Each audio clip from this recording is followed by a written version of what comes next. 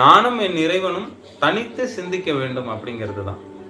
சுத்தி இருக்க மனிதர்கள் நான் தனியா ஒரு காட்டுல போய் இருக்கணும், ஒரு ரூம்குள்ளேயே அடைஞ்சிருக்கணும் அப்படிங்கிற தனிமை நிச்சயமா கிடையாது. நானும் என் இறைவனும் தனித்து சிந்திக்க வேண்டும். இடையில எந்த அறிவும் இருக்கக்கூடாது. எனக்கு இதெல்லாம் தெரியுங்கிற எந்த ஒரு அடிப்படையிலும் நான் இறைவனோட பேசக்கூடாது.